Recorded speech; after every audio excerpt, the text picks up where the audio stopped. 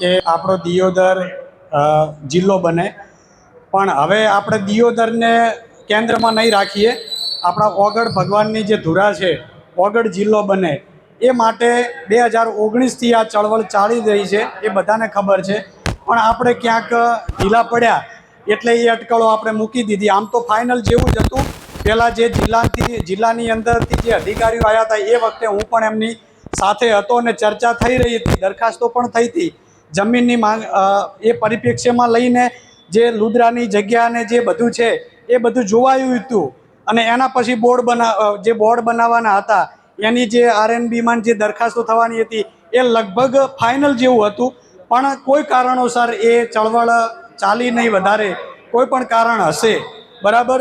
પણ હવે પછી એ બધું ભૂલી અને બંને રીતે આપણે પ્રયત્નો કરવા પડશે.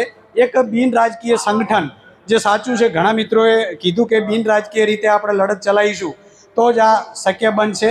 એમાં એક માઇક્રો લેવલ ઉપર જે પ્લાનિંગ હોય કે ગામડાઓની અંદર જે કાગળિયા કામ આપણે કહીએ છીએ, એમાંથી આપણા જે વરિષ્ઠ આગેવાનો છે એ સરકાર સાથે રહી અને સરકાર સાથે એક વાટાઘાટો કરે. અને બીજું કે સૌથી વધારે જો તાકાત હોય તો સોશિયલ મીડિયાની છે. એમાં અહીંયા ઘણા બધા મિત્રો બેઠા છે, એ સતત ગામડાઓની અંદર જઈ અને એક ઝુંબેશ ચલાવે અને નાનામાં નાના વ્યક્તિઓને જઈને પૂછે કે ભાઈ તમને કયો જિલ્લો અનુકૂળ રહેશે. તો આ એક સોશિયલ મીડિયાનું માધ્યમ છે, એ લાંબા સુધી પહોંચી શકશે. ને તાજેતરમાં જ CMએ પણ આપણા રાજભાઈની ને ઘણા લોકોની કદર કરી અને આપણા દિયોદર તાલુકાના ઘણા બધા એવા લોકો છે કે જિલ્લા લેવલ અને રાષ્ટ્રીય લેવલ સુધી એની રજૂઆતો પહોંચેલી છે.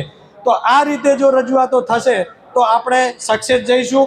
અને ઓગળ જિલ્લો કેમ બનવો જોઈએ તો એ માઇક્રો લેવલ ઉપર ઘણા મિત્રોએ એનાલિસિસ કર્યું છે કે કેમ જિલ્લો બનવો જોઈએ. તો એક એવી વાત કરું કે આ 14-15 તારીખે એવી અટકળો હતી કે આપણા પ્રધાનમંત્રી અહીંયા આવવાના હતા, પણ કોઈ કારણોસર એમની અહીંયા સભા રદ થઈ.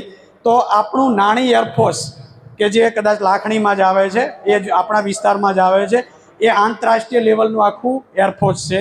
અને બીજી ઘણી બધી એવી સવલતો જે છે એ આપણા ઓગળ જિલ્લા એટલે દિયોદરની અંદર સવલતો ઉપલબ્ધ છે, જે અન્ય તાલુકામાં કે અન્ય જગ્યાએ ઉપલબ્ધ નથી. અને ઘણા મિત્રો પણ સોશિયલ મીડિયામાં આપણે કાલે જે સ્ટેટસ રાખ્યા હતા તો એ લોકો બીજા તાલુકાના પણ એવું જ કહેતા હતા કે જો આ ઓગળ જિલ્લો એટલે દિયોદર જિલ્લો બને તો અમને સરળતા રહેશે. તો દરેક મિત્રોને વિનંતી કે નાના લેવલે ઉપર જે હમણાં પ્રદીપભાઈએ વાત કરી કે ખિસકોલી જેવું કામ કરવું પડશે અને આર્થિક રીતે જે ના પહોંચી વળાય તો ઘણા બધા સપોર્ટ કરશે એમાં.